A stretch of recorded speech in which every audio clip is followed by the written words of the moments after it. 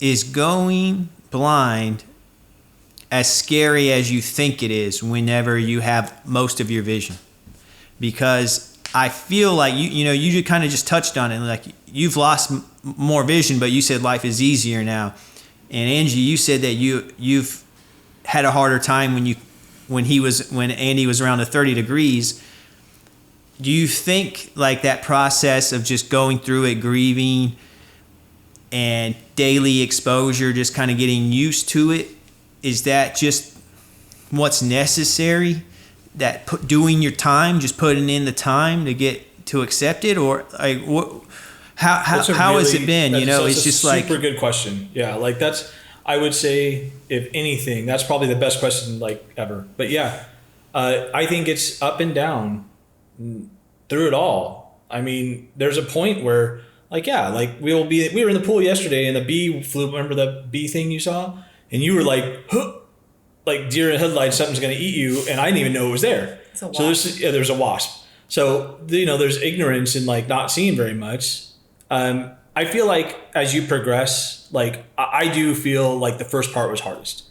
I do think back. I got massively depressed. I lost like 25 pounds. So skinny. So I mean, like I got really depressed and it was not super fun time. Very angry. Yeah, very angry, not in a good mood, like ever. But that's like when I hung up the keys, or I was about to hang up the keys, and I was really mad about that because I used to surf and drive all over the place, man. So like it was an ending of my life, and that's kind of one of the analogies that we've cooked up in our world is we have a book and our life's an adventure, and yeah, probably didn't see this chapter in our book, but as we've read through it and created it, we've had some absolutely amazing moments and an amazing time together. And I think that it will continue. Like, I know it's going to get hard again. Like, I have no doubt about it. Like, when this eye goes, all my depth perception's gone and it's going to be a whole new world, right? Like, I already know that. Like, I'll probably definitely start using the cane around our home. But we're just going to deal with that when we get there. Lance, I think that it doesn't get easier. I think you just get stronger. Yeah, that's a good way to put it too. I like your way better. It's like working out, right? Like, I don't know if either one of you work out, but like you build your muscle, right? Mm-hmm. At first, you're trying to do some cardio for 30 minutes on the treadmill and you're like, I'm dying. This is so hard. Yeah. And the more you do it, the stronger your body gets. Not that it's not hard, but your body's stronger and more capable of doing it. And I think with this whole disease, it's like, the beginning of it and the beginning phases when everything, the changes start to happen and everything's so new, you're just like, what the heck is this? What happened? Like, my whole life is falling apart. Like, this is crazy. And then you have to go through these things. And I think sometimes in our suffering, we learn to be stronger and we find our purpose. And like for me, I got depressed. I hit rock bottom. Andy did too. And we realized, okay, I don't want to be there again. I don't want to feel that bad. I don't want to feel that upset and not be able to go on with my day and all these things. So what can I do to better myself? How can we do this better? How can we, like I said, Natalie, like when you're not dealing with your own feelings, okay, how can I take care of myself better? How can I be there for myself better so that way I could be there for my husband better and I could be there for my kids better? And Andy was really angry and upset, and of course, but he had to find a way to channel his anger. He had to figure out ways to get that out and also to put his pride aside and humble himself, and realizing that asking for help is not as terrible as you think it is. It's so hard to ask for help, right? Yeah. Especially as a man. The man aspect makes that one tough. It so does. I think it's just like, it doesn't get easier, Lance. I'm not going to say that. If anything, it gets harder. I think I cry more than ever with things that happen, and every little bit that gets taken away now, it's just like, gosh, would it just stop? Because it's such a huge difference. And you want to give up at times. You want to just be like, God, this is terrible. Like, why are we trying so hard? We're just fighting against this wall, like this mountain I can never climb. But it's not true. You have these bad days, you get through it, and then learning to rest and get that strength back. The next day is usually better. You start trying at it again. You start trying to climb that mountain again. And I think for us, like, even recently, you know, we went on that trip and it really hit us like, wow, this is really different. It's really changed. And this is something we need to accept now. And I think it's just like staying at home, finding our peace, being with our kids, loving on our kids, loving on each other, getting that strength back and that confidence in ourselves, and going back out there and trying to do it again. Yeah. You know, just never giving up. Never giving up. Yeah, that's definitely great advice. Yeah, giving up is not an option at all. That's not an option with this disease. You got to fight hard, dig deep, hard, a lot, and there's another side to it, man. I mean, you're on the RP, you know, the Facebook groups, you know, and you can see some of these people that, man, Lance, you look at you, man. You're running you're working, you're running a really successful podcast. I mean, you already are showing grit.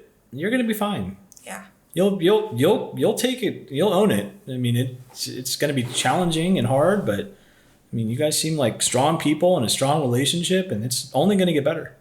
I think blindness, man. Like, I'm absolutely in love with this woman beyond words. Like, she is everything to me, and I don't know if I'd be able to say that as honestly if I had sight, because if I had sight, maybe I would be driving somewhere to work every day and I wouldn't be at home all day eating lunch with her every day. You know, there's things that happen, and as a result of, you know, the situation, and you can choose to be pissed about it and hate your life, or you can choose to really embrace it and live your best life. Because, like, as the internet saying thing goes, you know, live your best life. Like, yeah, for what we're doing, yeah, we're living a pretty damn good life. Mm-hmm. And I'm grateful for it.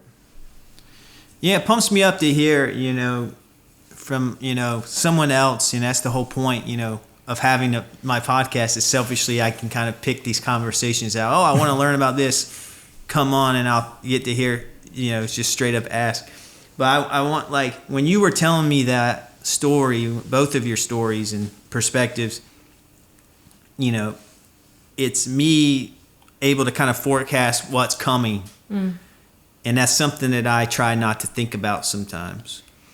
I want to ask Natalie, hearing, you know, what they had to go through, like, how did that make you feel, hearing, you know, that there are struggles coming? How does it feel knowing that we're going to have struggles in the future with this? Hearing it doesn't scare me or anything. It's not like, oh, this is, you know, what's coming, because I kind of already thought, okay, what does the future hold? You know what I mean, in terms of it does progress, because obviously we don't know at the moment in terms of his progression, you know, like I've learned, everybody is different. It's different per person. So hearing what you guys had to say is just kind of more like reassurance, because I know it can get harder, obviously, but honestly, the only thing I took from this was, like, yes, it gets harder, but you get stronger, like you said. But as long as you love the person, and like you said, you guys are best friends, I don't know. I got it. There's a whole level of trust that I feel like me and you have that most couples don't have. You know? Aww. Like, there's trust and the companionship and that teamwork. Like, we attack everything as a team. I mean, every single thing we do in life. And without blindness, I don't know what... we've talked about that just a couple weeks ago. We were talking about, what if I could see? Like, what would life be like? And would definitely have an off-road car in the garage and probably a couple dirt bikes that I'd probably hurt myself on. But you know, in hindsight, like, yeah, man, it's a great life. It's a great life. Even though you might not see the flowers and the sunsets and you know, the one for me is hard, is, you know, my kids' faces. That one's still pretty challenging for me. I'm losing that definition. So that part's hard, but I mean, when you look at the bigger picture, it's like, it's a great life if you think ahead and, all right, man, if it does get worse, what do we need to do? You know, what's our goal in life? You know, do we need a bigger apartment or a bigger house? What do we want to do? You know, and that's what we've done. We've been together for 10 years. Actually, this weekend, this is about 10 years that me and her have been hanging out and causing ruckus together. And no one I'd rather be with than you, and no place I'd rather be with than right here. Like I said yesterday, Yep. it's all what you make it to be.